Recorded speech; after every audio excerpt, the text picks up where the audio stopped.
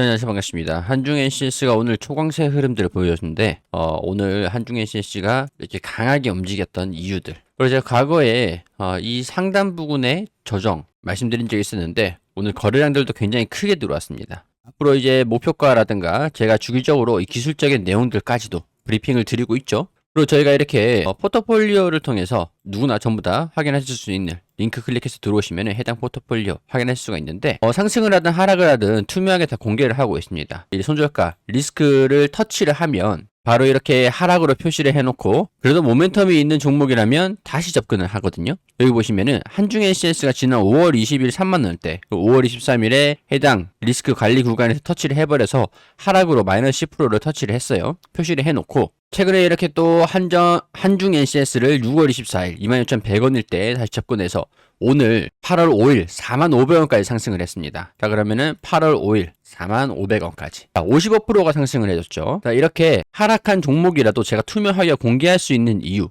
괜찮은 흐름이라면 다시 한번 이렇게 종목들 추가를 해가지고 손실 났던 것들 다시 계속 가져오면서 책임감 있게 투명하게 공개를 해서 운영을 하고 있습니다. 뿐만 아니라 오늘 코스모 신소재하고 에코프로하고 다른 종목들도 굉장히 좋은 움직임들 보였는데, 물론 이제 한미반도체도 29% 정도, 그리고 한미반도체 여기 보시면은 또 27%, 이번에 7월에 드렸던 한미반도체는 하락으로 표시가 되어 있습니다.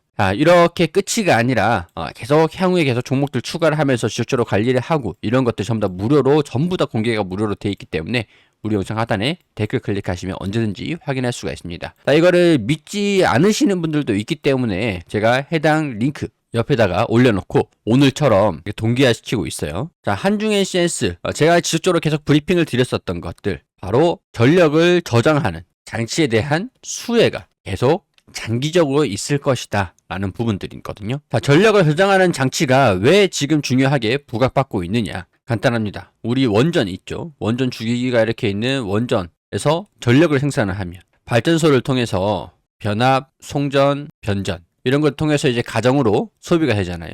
이게 이제 AI 데이터 센터가 주 소비처가 되겠죠. AI 데이터 센터가 이렇게 있다면 이렇게 원전이 있고, 그리고 풍력이 있고, 태양광이 있을 거고, 그리고 수소가 있을 거고. 자, 이런 식으로 전력을 생산해서 AI 데이터 센터를 사용을 하는데, 이 원전은 너무 크고 외지에 있다 보니까 MR이 지금 뜨고 있는 상태죠. MR. 그리고 풍력, 태양광. 예를 들어서 MR이 비용이 너무 크게 들어간다 라고 한다면 이 풍력이라든가 태양광을 이용을 해서 전력을 생산을 할 겁니다. 자, 그러면은 바람이 불지 않을 때 전력이 생산이 안 되잖아요. 그리고 밤에 태양이 없을 때 전력 생산이 불가능해지잖아요. 그러면은 오전 중에 햇빛이 쨍쨍할 때 태양광을 통해서 전력을 생산했다가, 그리고 흐린 날이라든가 비가 오는 날이 우기가 와가지고 전력 생산이 불가능해진다. 그럼 이제 바람을 통해서 전력을 또 생산하겠지만 바람까지 불지 않고 건조해졌다. 그러면은 미리 배터리를 이렇게 저장을 해놓은 그런 창고를 통해서 전력을 생산할 수 있을 때 우리가 보조 배터리처럼 전력을 생산해 놓고 데이터 센터에다가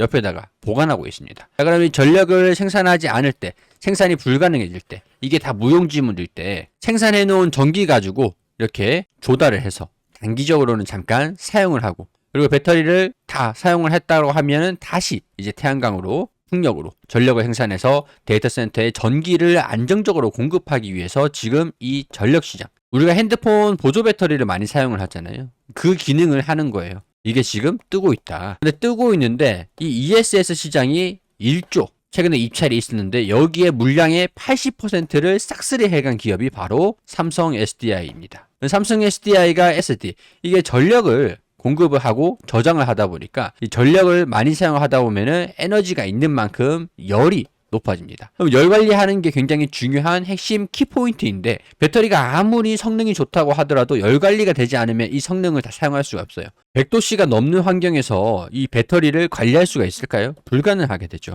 근데 이게 컨테이너 안에 배터리가 이렇게 차곡차곡 아파트처럼 보관되어 있는 거다 보니까 열 관리가 되지 않으면 여기서 발생되는 열을 효율적으로 낮춰줄 수 있지 않으면은 열이 높아지면서 이게 배터리가 터지게 되거나 화재 위험이 생기게 되죠. 그러니까 안전성을 위해서도 이 전력 순환 장치의 냉각 시스템, 배터리 온도를 낮춰줄 수 있는 이 냉각 시스템을 공급하는 게 바로 한중 이 기업이라는 거죠. 자, 그래서 삼성 SDI ESS 생산 전환 LFP 배터리로 수익성, 수주 확대를 노린다. 자, 이 ESS라는 거는 전력을 저장하는 보조 배터리라고 말씀을 드렸어요. 자, 그럼 이 보조 배터리가 우리가 생각하는 그런 건전지, 물론 원통형 배터리도 사용될 수는 있겠지만 효율이 좀 떨어지죠. 우리가 자동차 같은 경우에서도 본다면 이 하단에 배터리가 이렇게 배터리 셀이 탑재되어 있어서 전기를 충전을 해서 배터리를 저장을 해놓고 사용을 합니다. 그럼 이 배터리가 그대로 아파트처럼 전기차는 밑에 이렇게 차곡차곡 배터리 케이스를 통해서 전기차 하단에 이렇게 부착하는 시스템이라고 한다면 이거는 이제 세워가지고 컨테이너 안에 이렇게 보관을 하는 용도예요. 그러면 똑같은 배터리란 말이죠. 전기차가 판매가 안 될 때 전기차 캐즘이 왔잖아요. 그래서 판매가 되지 않고 낮아지다 보니까 실적이 둔화가 와버렸어요. 그래서 이거를 어차피 똑같은 배터리고 컨테이너 안에 탑재해서 이 냉각 시스템, 이 시스템을 모듈화해서 탑재를 한다면 똑같은 배터리를 생산하더라도 소비를 전기차와 전력을 저장할 수 있는 보조 배터리처럼 전력 저장 장치에도 같이 판매를 할 수가 있는 거죠. 그래서 전기차 배터리 생산 기업들, 이런 기업들은 대체적으로 전기차 판매용 그리고 전력 저장 장치용 이렇게 두 가지로 판매처를 다변화시킵니다. 여기에서 효과가 나는 게 삼성 SDI가 그동안 실적적인 부분들이 그렇게 긍정적이진 못했거든요. 근데 삼성 SDI가 4분기 흑전환이 되면서 미국에서 전력 저장 장치의 현지화가 먹히고 있다는 거죠. 자, 삼성 SDI가 3분기 연속 적자를 기록하고 있는 상태에서 미국 현지 에너지 저장장치 배터리 생산과 전기차 엔트리 시장에 진입하는 것들이 고객사 수주 확대에 앞세워 4분기 흑자전환에 나선다. 자, 이런 모멘텀으로 인해서 이 배터리 저장장치가 수요가 점점 증가된다면 여기에 들어가는 냉각 시스템을 공급하는 한중NC의 실적 역시 마찬가지로 호실적을 기록할 것이다. 이런 긍정적인 기대감들이 모멘텀으로 계속 반영되고 있는 상태라는 거죠. 미국 스텔란티스와 합작한 스타플러그 에너지 일부 라인을 ESS 배터리 생산으로 전환하고 이번 10월부터 현지 양산을 시작하는 데 주력하고 있다. 삼성 SDI의 전력 저장장치 매출 비중은 70% 이상이 미국향이지만 전량 국내에서 생산하는 수출하는 구조였는데 이제 관세가 부과되다 보니까 현지 생산 전환으로 수익성 회복의 핵심 동력으로 꼽히고 있는 상황이다. 그래서 삼성 SDI가 1조 원이 형성되어 있는 입찰 시장에 80%를 휩쓸었다. 이거는 에너지솔루션용 ESS 배터리 컨테이너라고 보시면 돼요. 여기 안에 배터리가 다 차곡차곡 쌓여 있는 겁니다. 배터리 에너지 저장장치로 전기차 시장 침체를 극복하려고 하는 가운데 1조 원 규모의 국내 입찰에서 전체 물량의 80%를 휩쓸었다. 당초 이번 입찰에서 저렴하고 열 안정성이 높은 LFP 배터리를 들고 나온 에너지솔루션 SK온이 유리할 것이라고 전망을 했었는데 이번에 마지막에 마감 직전에 가격을 대폭 인하하면서 예상을 깨고 540메가와트 가운데 465메가와트를 납품을 하게 된 겁니다. 자, 그러면 삼성 SDI가 이제 납품을 하면서 이 한중NCS가 신규 냉각 모듈이 7월에 양산에 돌입을 했다고 했죠. 그럼 여기에 삼성 SDI 향이기 때문에 삼성 SDI의 SBB 이게 전력 저장장치의 상품인데 여기에서 순행식 냉각 모듈 신규 공급이 진행이 되면서 더군다나 장기적으로도 미국 내 생산법인 가동도 준비하고 있기 때문에 동반돼서 실적이 증가될 것이라는 기대감이 물씬 풍기고 있고 그에 따른 주가가 긍정적으로 반영이 된 겁니다. 지난 1분기 실적이 한중NCS가 적자가 나긴 했었거든요.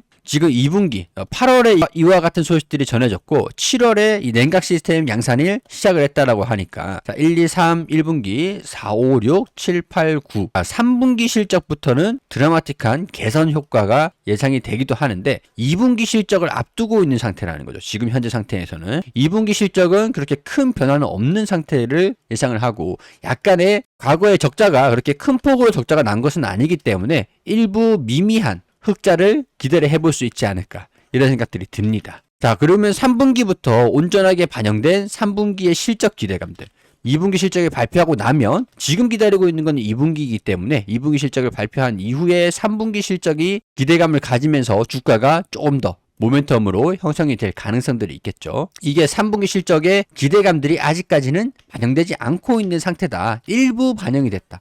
이렇게 평가를 할 수 있을 것 같아요. 자, 장기적인 실적이 올해부터 흑자 폭이 확대가 된다고 한다면 2027년도 이 ESS 시장에서 순행식 냉각 쿨러가 반영되는 이런 매출들이 긍정적일 것으로 장기적인 전망이 기대가 된다. 이렇게 말씀을 드릴 수 있을 것 같고, 자, 이런 긍정적인 전망들 덕분에 오늘 외국인들도 기관도 투신, 보험, 연기금에서 순매수를 강하게 들어와주는 모습을 보여주면서 주가도 큰 폭으로 상승을 했습니다. 자, 그러면은 이 상단에 이 윗꼬리가 달리면서 주가가 좀 떨어지는 모습들을 보여줬어요. 이거는 어떻게 해석을 해야 되냐? 항상 이제 주가라는 거는 올라가기도 하고 떨어지기도 하고 이 거래량을 집중을 해서 봐야 되는데, 매수했느냐 매도했느냐 이 수급을 우리가 분석을 많이 해야 됩니다. 집중적으로 봐야 되는데, 자, 과거에 이때 자, 물량이 제가 만약에 과거에서부터 이때 거래량이 많이 생겼었잖아요. 거래량이 많이 있었던데, 그때 가격이 평균적으로 얼마냐? 한 5만 원대가 되겠죠. 자, 그리고 이번에도 거래량들이 생기면서 해당 구간 이 3만 원대, 그리고 3만 6천 원대, 그리고 과거에 이 거래량들이 쭉 밀집되어 있었던 이 구간 2만 5천 원이나 3만 원대. 자, 그러면 우리가 단순하게 계산해서 이 상단에서 제가 5만 원일 때 5주를 샀어요. 자, 그리고 이때 제가 포트폴리오를 재추가를 하면서 5주를 재매수를 했습니다. 예를 들어서, 자, 그러면 2만 5천 원. 2만 5천 원일 때 5주를 하면은, 자, 평균 단가가 3만 5천 원, 4만 원대에 위치해 있겠죠. 자, 그럼 제가 만약에 5만 원, 5주 해가지고 평균 단가가 이 3만 5천 원대라고 한다면, 지금 저는 어떻게 해야 될까요? 비중을 이전에 5주를 샀던 것들, 그리고 이 부근에서 5주를 샀던 것들, 평균 단가가 3만 5천 원에서 4만 원 부근이기 때문에 이 5주를 정리를 하는 거죠. 그럼 10주에서 한 4만 원이었다 라고 한다면 지금 5주에서 4만 원으로 5주를 매도를 하게 된 거죠. 이거는 개인 투자자들이 그렇게 진행을 했다 라고 볼 수 있는 상황들이고, 외인이라든가 기관이라든가